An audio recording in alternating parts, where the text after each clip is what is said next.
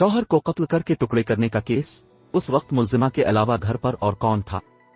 Karachi web desk. Karachi के इलाके सदर में शौहर को कत्ल के बाद टुकड़े करने के केस में अहम पेशरफ्त हुई है।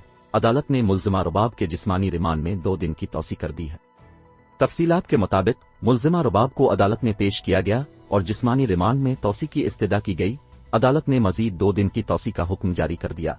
तफ्तीशी अफसर ने अदालत में मुलजिमा और मकतूल शेख सुहेल का निकाहनामा भी पेश किया, जिसके मुताबिक वो 2013 से शादीशुदा थे। तफ्तीशी अफसर ने अदालत में बताया कि वक़ुआ के वक्त मकतूल की 2 बेटियां भी वहां मौजूद थीं। मुलजिमा की बड़ी बेटी दोनों बहनों को नामालूम मकाम पर ले गई। तफ्तीशी हुक्काम का कहना है कि शेख सुहेल और गिरफ्तार खातून रुबाब उर्फ आसिमा ने 2013 में शादी की थी। खातून और उसका शौहर 7 साल से आइस का नशा कर रहे थे। वक़ुआ वाली रात दोनों नशा कर रहे थे और खातून हद से ज्यादा नशे में थी। नशे के दौरान खातून ने शौहर को थप्पड़ मारा और दोनों में झगड़ा हो गया। खातून ने शौहर के सर पर लोहे की राड मारी। शौहर के सर से खून साफ करते वक्त फिर झगड़ा हो गया और खातून शौहर को मारती रही। तफ्तीश में ये बात भी सामने आई कि वारदात के दौरान खातून ने शौहर की लाश से पहले गर्दन अलहदा की और फिर हाथ काटे।